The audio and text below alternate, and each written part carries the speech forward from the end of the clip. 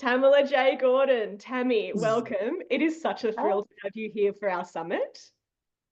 hello, it's a pleasure to be here. I'm really excited. Yeah, we're excited to have you. It's I've read your book, Hood Wellness, and just want to shout out to everyone out there. If you haven't read it yet, grab yourself a copy and do.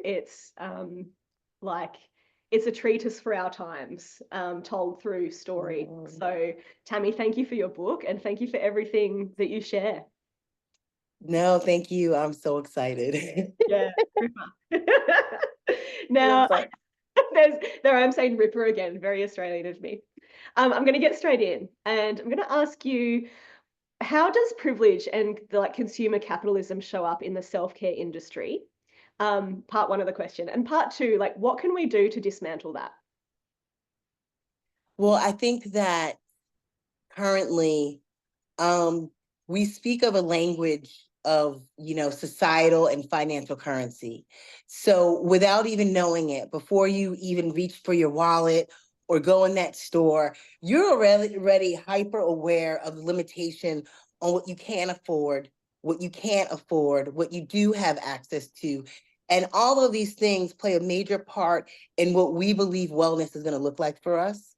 So I think that when we make those steps of divesting from capitalism, from really consciously, stepping away from, decolonizing our ways of being and thinking, we have a lot more room, we have a lot more space, and we have a lot more access. And so I know that with Hood Wellness, one of the biggest objectives was making sure that we were using the stories of people who were hyper marginalized. This way, regardless of where you're coming from, you have an understanding that wellness is beyond your financial limitations or even your physical mobility. Rather, it's about what your desire is and your ability to center and prioritize your needs. Yeah, yeah, thank you. And Yeah. so I feel like like it's as someone who works, like I'm a yoga teacher, so like this is my job, but I'm also really hyper aware that the whole point of yoga is actually about connection, connection Mm-hmm. with themselves and connection with each other. But what's happened is that it's been commodified, and that's happened like all throughout like the wellness, well-being, self-care kind of industry. Yeah. And the reason that I feel like, are even seeking self-care is to deal with this system that we live in. Um, but it seems to me that the people that can access that are those who have privilege, um, Mm-hmm. and those that, because it's been commodified. So we need to just completely decommodify, don't we? Exactly. Exactly. And what we also have to do when we look at privilege, we tend to think of it exclusively as what is your race, what is in your wallet, what is your weight, right? We know the privileges that we can see. And when it comes to community care, it demands each of us to really take a different perspective of all of our currencies. So I have a lot of time on my hands. I work remote. I have a lot of friends who are caregivers or parents, and time is a currency that they have very limited access to. And so when we're gathering together in these communal spaces, and we tend to look at it as who's got the most money, who's got the most, privilege, what we need to really figure out is whose needs are in this space where I have an abundance. Because here's my deficit. So shuffle me along to the room where this is an abundance. Because one thing that is certain when it comes to community care is our needs absolutely are beyond finances, and the brokest person in the room will tell you that. Yeah, yeah, totally. And so for someone who, for example, is listening to this conversation and they've never really thought about even privilege much before, um, Hmm. they might not even be aware of their own privilege, or they might be experiencing marginalization, but not actually have like the wording, or like the concept to understand that. Um, where do you begin to unpack this for yourself? It's funny because a lot of times where there is a privilege, the deficit is almost adjacent. So I know that for myself, when I looked at privileges that I have, whether it was my thin days or my youthful days, those were also my very insecure days. And I know that when I might get an advance or, a check from some kind of deal, and the guilt will be immediate. And the shame of having money and not knowing what to do with that money, the way that a businessman from Wall Street would know what to do with that money, adds on to a kind of shame. So I'm a big believer that when it comes to unpacking our privileges, we should also check our discomfort. Because regardless of how educated or, socially aware we are, we're still living beings. We still have feelings. We still know that weird feeling when, maybe there's a person with a physical disability standing on a train and we didn't get up. We don't really have to know the word ableism, right? Like we kind of know. And so I think that when it comes to our own personal journeys, it's a major step in community care because it requires each of us to have this self-awareness of what we're bringing to the table. So I know I speak with a lot of yoga girls, and I love having that discussion on what it looks like when you notice that someone's uncomfortable. What does that look like? We're all in the room and someone is just incredibly uncomfortable. Are we ignoring them? Are we acting like we don't see them? Are we challenging our own routine and figuring out how we can make this individual comfortable? Is this person have space to say that they're comfortable? You know, these are those aspects when we're tapping in and we're locked into our own vibe and our communal vibe where it really will lead you to your own pockets of abundance and deficit and privilege and all that other stuff. Yeah, yeah. And so it's like it's actually get out of your head a bit. Don't worry about Yeah. like the labels. What's in the heart and what are you perceiving? And Mm-hmm. feel like that really hits on something that I'm noticing, especially in the last year in this sort of yoga industry, is this level of discomfort because people have by and large good intentions and they want their Mm-hmm. work to benefit others. But there's like this ick or this guilt of I don't know what to do. Like, I feel like I should be doing something, but I don't know what it is I should be doing or what will be effective.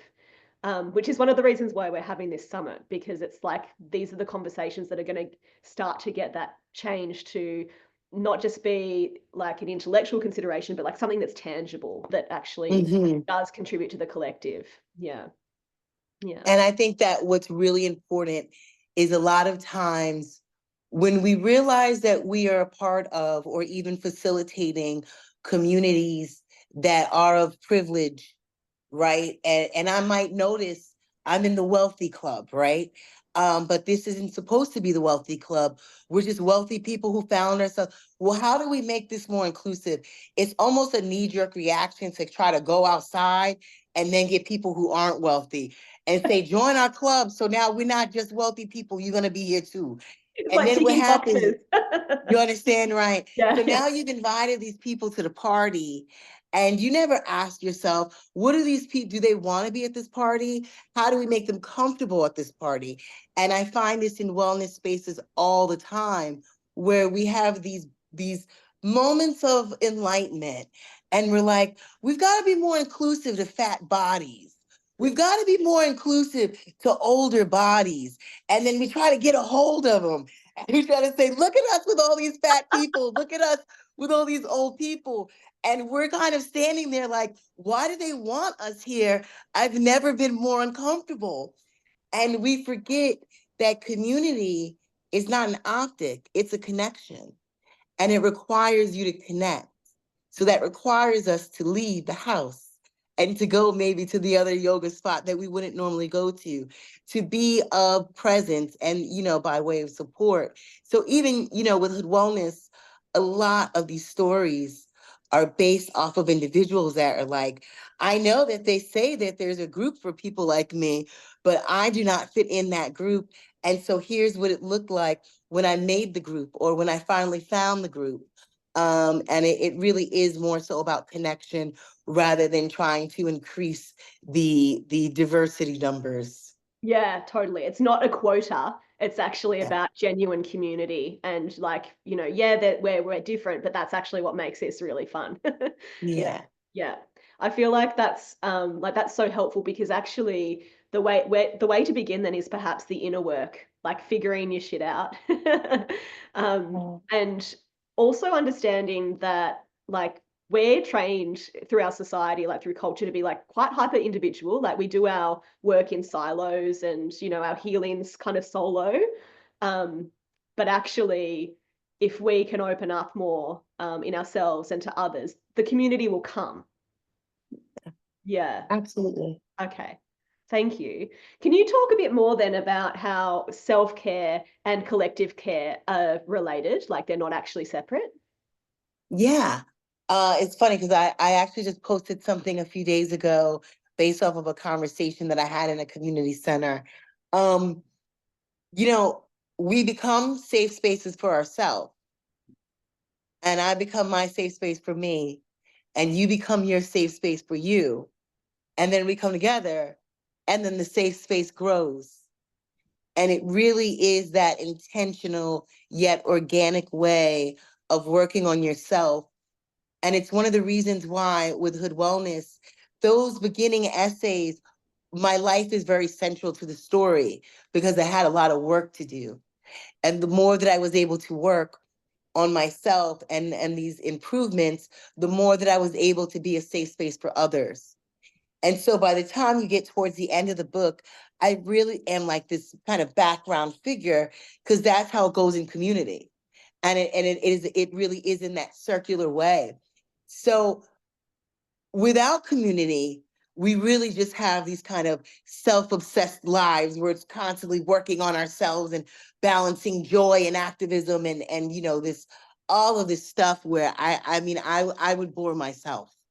Um, and then without self-care, and then if you just have community, you really just have a circus. You have a bunch of us with our hot takes and our unpopular opinions and just kind of cramming up space and getting in each other's ears. So we really do need the balance, and we need it to be brave and we need it to be safe, both personally and collectively. And so one thing that's happening with womanism and Black feminism right now is it wellness, rest, dreaming. All of these things are central to our movement. And it's because this is truly an activism. Our getting ourselves together and then collectively gathering together, that's the movement. And it's only when we are doing that. Too often, we're meeting each other with the ideas that we can leave a part of ourselves behind. It's the first thing that happens with every major movement, the first thing that we leave behind are ourselves. Because as far as we are concerned, this collective mission is more important than anything in my life, maybe even more than my life. And so we give it all that we've got, and that cup drains, and we're running on battery acid. And then we're bitter and resentful of this community. This community is bitter and resentful towards us. And we wind up in the same circles all the time until we hit that burnout. So we're just now getting to a place where we understand that community care is pouring into and pouring and being poured into. And it really is working in that way. And I think that even personally, when you read Hood Wellness and we reflect on our lives, you can look back at the times when you had a lot of support and life was a lot more savory. It was a lot easier to be optimistic when there was someone waiting for you in the parking lot or making sure to call you after that test or that hard day. It's usually those times when we are in isolation, when we're just so convinced that there is no help for this problem, or I've got to deal with this problem and it's unfixable. Those are the times I think when we become harm to ourselves and sometimes even harms to each other. Yeah. And actually, like, you've gone in wanting to do so much good, like into that activism space, but you've lost yourself and you've burnt out, and then there's conflict because everyone's the same. And I Hmm. can sort of see that in like even in yoga, people will become so Yeah. dedicated to like the path of being a good Hmm. yogi or yogini, and so they follow all these rules. but within that, like they've forgotten how to be truly themselves. Um, Yeah. and so like you might be suppressing like a particular, like your sense of humor, or you might be suppressing that you actually really like, I don't know, to drink wine, or like, I don't know, like you might be suppressing something in order to be like a good girl or a good guy. Yeah. Um, and yeah, which like then has missed the point. Like it's actually in the activism spaces, in the yoga spaces, it's about being like your truest and most favorite self, um, Hmm. in a way that is like good for you, but good for others as well. Yeah. Yeah. Okay. And it also goes back to the pressure to perform. I think one thing that is really super important for us to remember, especially as women and marginalized genders, that there is a pressure to perform that if we are not careful, we fall into it really quickly. And it's even though it's not our fault, we still own the impact.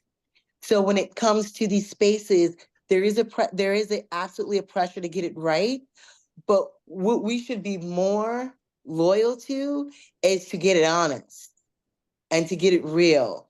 And it's when we fall into that, the pitfalls of perfection, I think that we start manipulating everyone, including ourselves. Yeah, sure. Because sometimes, like, I mean, obviously, I'm a white woman, and I'm very conscious of not being a shit one, to be like to put it really You're eloquently. doing the best you can, girl.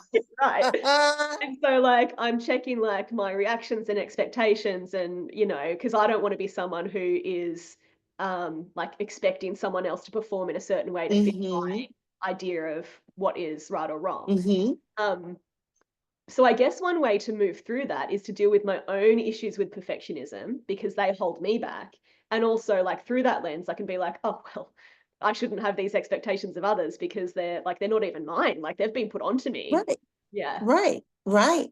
And we're living in a time right now. It's a very funny thing with literature and with being progressive and moving forward. You'll find a lot right now in literature, books that are like white women, fix it.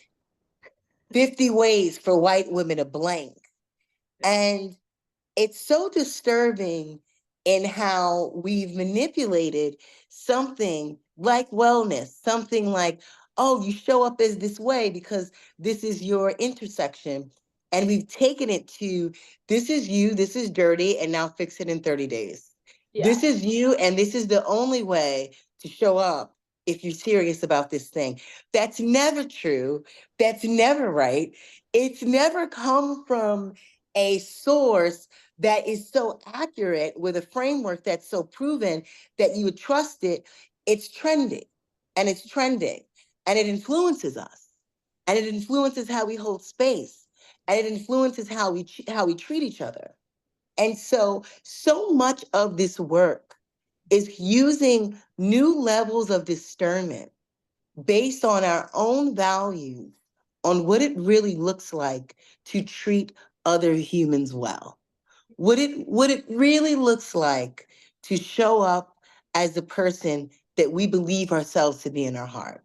Mm. It sounds wishy-washy until you're actually preparing to do that work. Yeah. And then you realize maybe a little bit less Instagram memes and a little bit more meditation and minding my business. And I might figure this out a little quicker. Yeah, yeah, totally. And actually, you've hit on there that actually, like the work of decolonization, the work of like collective liberation, even that has been commodified. Absolutely. So, like, Absolutely. yeah, like 3 steps to freedom in 3 days. Like, it's like, good luck. Literally, right. Wash the racism away. Yeah, yeah. What? Like, what? That's good. This is what I wanted to ask you about, actually. You used a term recently, grifter. Would you explain what a grifter is and how it shows up in the anti-racism space? Yeah. And it's funny because it's in the anti-racism space, but I also find it in the wellness space. Yeah, yeah. And this is something that I have been addressing for a while. And a lot of it is because I often am susceptible to it. I usually fall for the grift. One thing that about me and wellness and exploration is that, like everyone else, I am hungry. I want help. I want to get better. And I have a way of romanticizing messages and the messenger who gives them. Especially because So you love words. So exactly, I'm such they a are sucker that enticing. way, Yeah, yeah. and it gets me every time. And what I'm finding is that grifting is essentially individuals who have a certain charisma and capability to come in during very high tension times, times where there is a lot going on, whether it's with our rights, our wellness. This is a peak time, right? Where there are genocides going on all throughout the world. There are so many things that are happening in America, in Western society.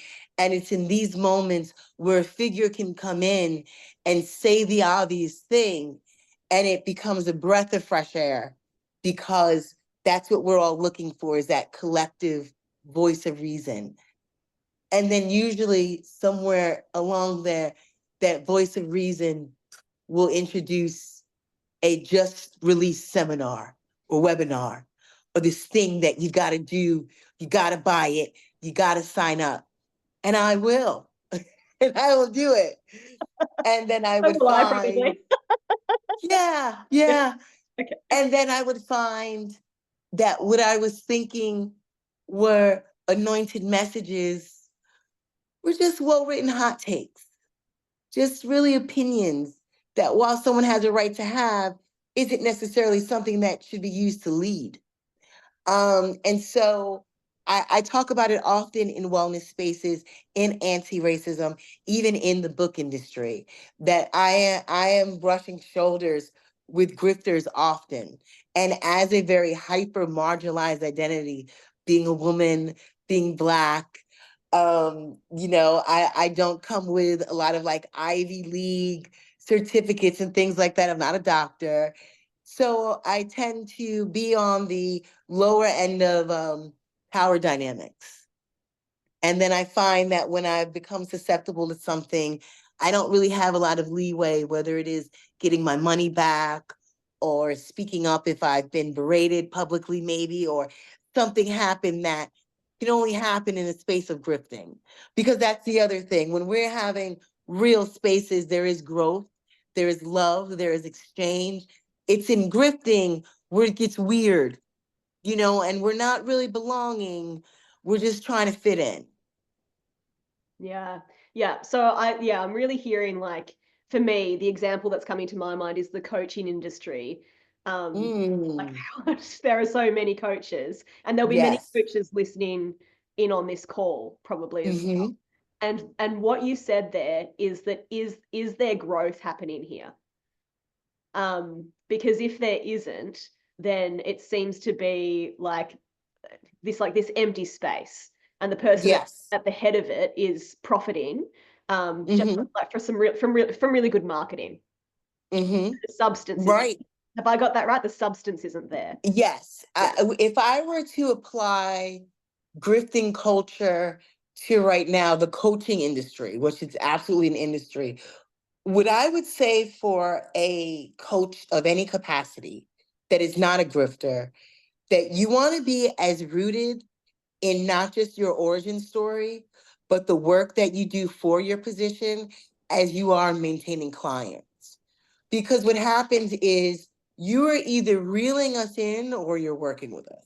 Mm, And with coaching, we've created this climate, or I should say society has turned this into an industry where you gotta go farther than you ever had before to prove that either you or your package is exceptional.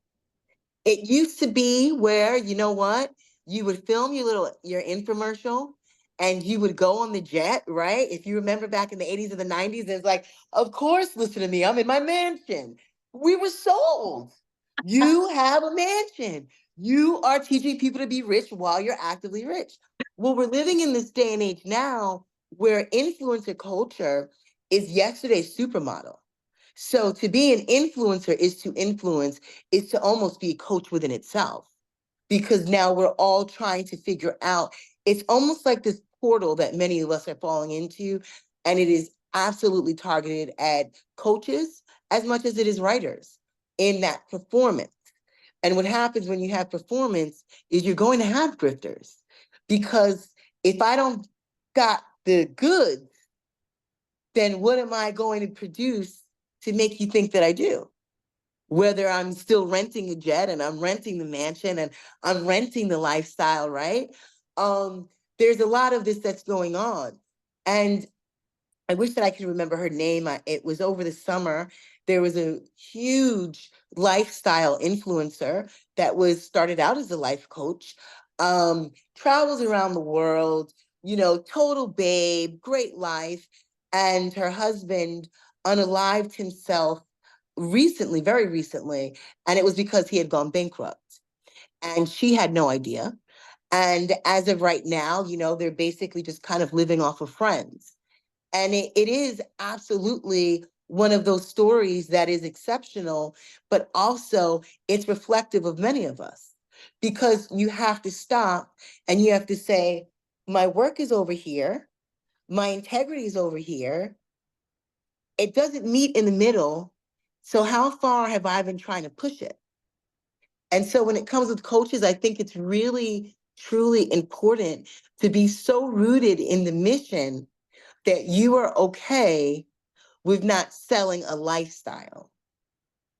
Yeah. Which is really interesting, because obviously you've got coaches who are sort of teaching people how to, make more money and that sort of thing. But then like in the space that I work in, like it's really teaching spirituality, like how to be, to sort of make light of it, how to be enlightened. Have you seen Orgasm Inc? Or No, I haven't. yeah, okay, there's several documentaries about grifting in yoga spaces here in America. Okay. And it is a thing, and it is in the selling of that, luring you in with the spirituality and with the knowledge of it. And then the next thing you know, you are in the dark side of that wellness space like that. Yeah. Yeah, totally.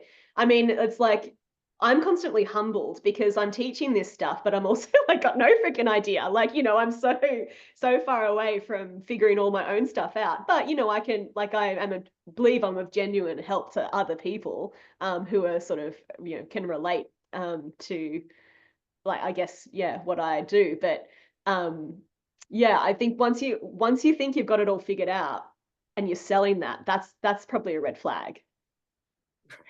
Like it's a bit culty as well. Anytime you see that, anytime you see, um, you can have it all, the partner, the money, the body, the life, it can be yours. What are you waiting for? Nobody can deliver that. Yeah. Nobody, Yeah. no one can. So anytime we have the guile, to suggest these things that you work with me, you can't lose with what I use. Red flag. Yeah. Yeah. I love that. Thank you, Tammy. Wise words. I want to ask you now about performative activism and what the problems are with like people that kind of just choose just like one cause or just one genocide Mhm. and leave the rest of it or ignore the rest of it. Um, I it when I think about performative activism, I think about the summer of 2020. And I think about how the world stopped for George Floyd. However, there were 1,000 people, more than 1,000 people that were murdered by the police in 2019, the year before.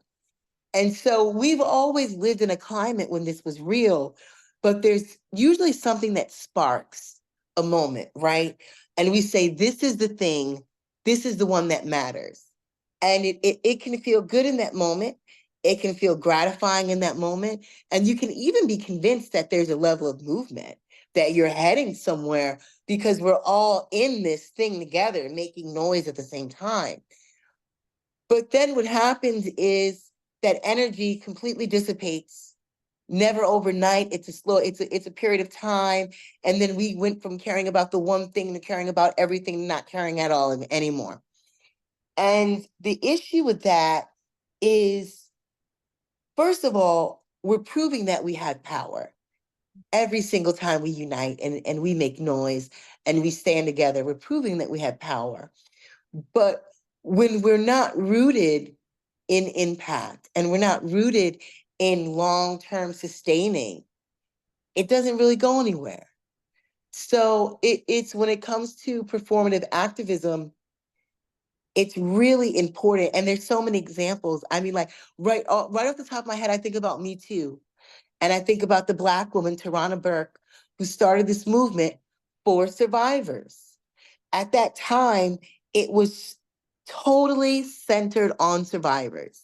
It wasn't centered on the law. It wasn't centered on, legal justice. It was centered on us moving forward, getting what we need collectively. And, as it hit Hollywood, it became the Hollywood machine takedown, as we all remember. And while that worked for those two people, the world is still filled with millions of survivors of sex violence. And that framework that could have been utilized in the original Me Too just kind of died by the wayside. And we still use it as a micro community of Black women and other Black people that are survivors. However, it's a lost opportunity. So this right now is an amazing moment when we are aware that there are genocides. We are aware that there is, um, political corruption, that there are natural disasters happening everywhere, and we have a capacity. So we could just do the thing that's trending, or we could take that step back and just like as we're applying with self-care and community care, say, what are my needs right now? When I close my eyes, when I think about everything that's going on, what is the thing that is hitting here the most? And what's the thing that's hitting the least? And how can I get a little closer to the thing that's hitting me the least? How can I get a little bit more informed about that thing that I don't really know about or haven't really thought about? And how can I get in a space of being proactive instead of reactive with the thing that's bothering me the most? When we're using that frame, that kind of perception based on ourselves as individuals, we're no longer just reacting. We no longer have to worry about, is this the right thing to do? This is the thing that I can do. This is the thing that I have consciously chosen to be a part of because it reflects my values and because it's the thing that speaks to me the most. Yes. And so I feel like that's a really good time for me to ask you about mutual aid, because your book is like just a beautiful example through story of that sort of throughout your life, being someone who has sought mutual aid and then being someone who's able to provide that too. And I'll just say while we're there, that Me Too movement, like the way you wrote about that in your book was fantastic. So another plug for your book, if you want to find out, people listening to this, about Thank the you. like original Me Too movement and then how that sort of became taken over by Hollywood. Like Tammy does an amazing job of writing that in her book. um, Thank you. but yes, would you talk to us about mutual aid? Yeah. When I first understood mutual aid was, I think when GoFundMe had just came around, probably close to like 15 years ago. And it was a friend that needed money to go to a concert. And she was a white girl from my neighborhood in Long Island. And I was like, oh, how unique. I might have even donated like $10. Um, and then I remember it was after the murder of a young man called Philando Castile here in America. He was murdered by the police in the state of Minnesota, and his girlfriend was in the passenger seat and his daughter was in the back seat. And there was a GoFundMe that was raised for the daughter and the girlfriend. And I remember thinking, oh, wow, that is awesome. And I made a Amazon wish list for a bunch of books. I think it was like 2016. I was really getting into reading. My bookshelves were filled with white people. And I was like, I need more culture on my shelf. And I made a wish list and, got all these books coming in.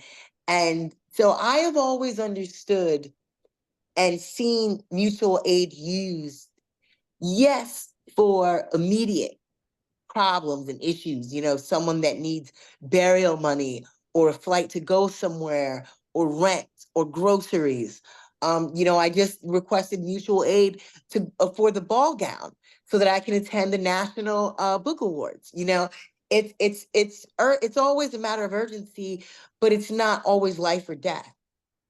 And what I understand about us as a society is someone has a house that burned down, someone has some major crisis, and we are so quick to go in our wallets and just give everything we have. But then suddenly someone's like, I need books for college this semester, or I just got a job and I don't have any office clothes and I need that. And people might be a little slower to donate because it's kind of like, well, that's not necessary. And it's when we're using that moral compass that mutual aid becomes a little distorted, because essentially what we're doing is saying who deserves, who does not deserve, what is worthy, and that's no different than what the government does. And Yeah. so I don't believe that we should just be, throwing money in the air all willy-nilly, but also we should remember that in our ability to show up for each other, it looks like showing up for each other. And so everything isn't the luxury that we like to romance it out to be. Yeah. Yes, I love that. Showing up for each other, and like you don't get to decide what's worthy or who's worthy. Someone has asked for this, and so, check your own like check your own, oh gosh, conditioning, I guess, around what Yeah, you think is okay to ask. Like, can I ask for a ball gown? Is that okay? Like, check yourself on that. Yeah, you can. yeah, yeah, That was actually absolutely. my first experience of ever seeing like mutual aid in real life outside of GoFundMe. Was someone had posted on Facebook that they wanted to go to an event in Melbourne. It was a NIDOC event, which is like celebrates our First Nations people. And Mm, they were asking for like help to get a ticket and a dress. And I was like, oh wow, like okay. yeah, And I actually like caught myself because, to be completely honest, in that moment, I was like, you want to like, because the ticket was like $500, so it's like mm, an expensive ball. And I really had to check my, like, I guess call it prejudice, like call it what it is. And then I was like, no, that's epic that you've asked for that, and that should be supported. And in Australia, like, we call it paying the rent, because land was never ceded, so you're we, right. yeah, yeah, Yeah, I think that, so often, and it really does speak to privilege, because in that way, money is a privilege where you don't have to think about that at all. Where yeah, there's some of us that don't have to think about that at all. Um, and then there are people like me where I'm like, well, that was not a part of my budget. And then I think to myself, well, wait a second, I wrote a really good book. It cost me a lot of money to take a lot of time to write that really good book. And I wrote this really good book so that I can get into rooms like that.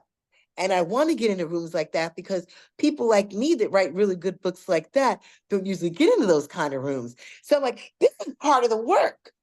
And I feel that that's the power in claiming your needs. Because the thing about your needs is you're always going to start at the very bottom, right? I need housing. I need dental care. I need therapy. And then we get those needs. And now I'm not at the bottom anymore because that was my bottom, and I met those needs. Now I have some new needs. Now I need friends. Now I need a better wardrobe. Now I need assistance with doing this. And then so we get to this point where we do all this work, new levels, new devils. There yeah, will be more needs. And there are those moments where I will have it. I'm like, this is my responsibility to get this dress. I'm the one who said, I want to go. This is the thing. And then I stop and I say, wait a second. This is also my need. And I don't have the financial capacity right now to meet that need, but it doesn't change the fact that this is a need. If this need is not met, then I can't do this important part of my work. And so as I'm now identifying it as a need, the shame is out the door. The Yeah. shame doesn't belong to me. There's no shame in anything that I actually need. I'm not saying I need a Rolls Royce. You know, I can take the train there, but I still got to look good when I get there. And it was amazing how it went from this pressure cooker of what do I do? What do I do? To this fun thing where, you know, I had friends and people that I've never met that have supported me for years. And someone had donated $50 and said, this is just for your bag. And please, when you get that bag, take a photo. I have never purchased a bag more than like $15. Yeah. And so now I have to get this very nice. And that never would have happened if I didn't give that person that opportunity. Yeah, So totally. And how do you good know would what they I have felt mean? about that too? Like, how good does it feel to give presents to people or to give to people? Like, Right. that's like, you know, that person might even feel better than you feel about that bag. Do you know, like, you know, That's what so, I was thinking. and that's where it's community. Like, that is where it's like, Yeah. you know, we're in this together and, you know, a genuine sharing of that joy. Yeah. Yeah. It was Yeah. beautiful. Mm, I love that. I just have one more question, and this might be a big one because you're a writer. So, what are you reading? You know, you're an editor too, so I bet you're reading a lot. I am always reading. I'm constantly reading. And for anyone who follows me on social media, I'm starting to put up a lot of free book reviews. And I've got a podcast on my Patreon called Have You Read the Audio? Because I think I've read something like 78 books this year. So I have a lot. I know. I have so much to say. But for right now, I just finished the book, All Fours, written by Miranda July, which is an outrageous book about a 42, I think she is, no, 45-year-old woman who is going through like a midlife crisis. She's a married mom and wants to drive cross country. She only makes it 20 minutes outside of her hometown and stays in a hotel and falls in love with some kid who is abstinent. And so it's just filled with angst and it's just ridiculous. I love it. And I have just also finished reading Intermezzo by Sally Rooney, and it was good. She's an amazing writer, but I found the ending unsavory. So I'm trying to find something really quick to get my mind off of that. I could have this conversation like if you don't stop me. And I just finished reading The Swans of Harlem by Karen Valby. And this is a book I've got my little blur on, forgive me. But The Swans of Harlem is about America's first Black ballerinas. And it is so fantastic. It is a beautiful, beautiful book. And the best book I read this year was There's Always This Year by Hanif Abdurraqib. And the best fiction book I read this year was A Little Life by Hanya Yanagihara. Oh, Ugh. thank you. That's like so many books to add to our list. And they're all so good. Yeah.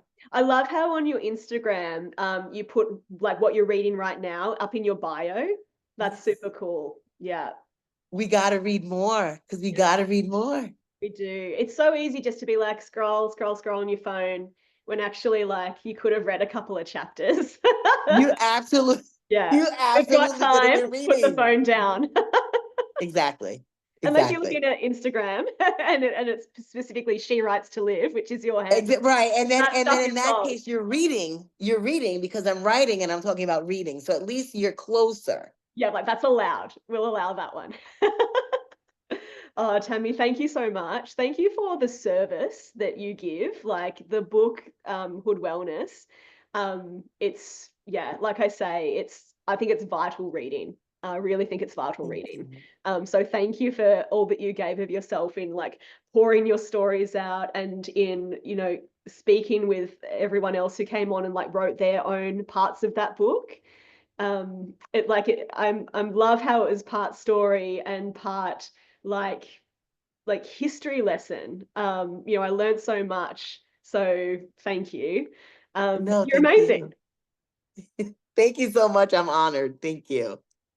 And you're coming to Australia 2025. Yes, I am. So, Yes, I am. So y'all yeah, get ready for me. it's happening, right? So we're going to keep a Mhm. lookout for details of how we can, yeah, come along to any events that you might be hosting.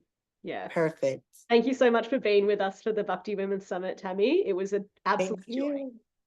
Thank you. Have a good one. You too.